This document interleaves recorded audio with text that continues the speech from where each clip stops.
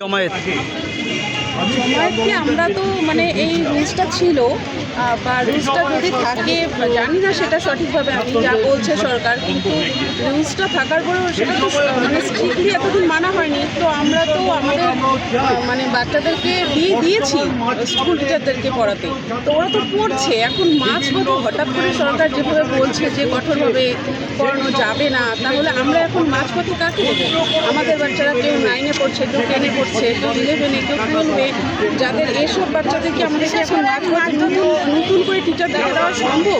6 মাসের জন্য 6 মাস পরে 6 মাসের মধ্যে কোন টিচার সঙ্গে অ্যাডজাস্ট করবে?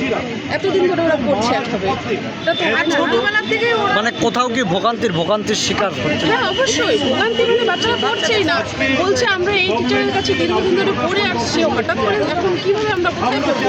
আমাদের পরীক্ষা, সামনে পরীক্ষা, আমরা এখন কোথায় যাবো? কোন টিচারের কাছে দেবো?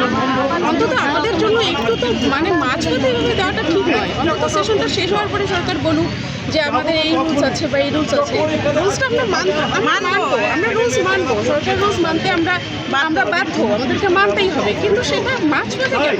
পরে হোক, সেশনটা শেষ হোক, এটা এভাবে মাঝপথে উচ্চ মাধ্যমিক এখন কি চাচ্ছেন?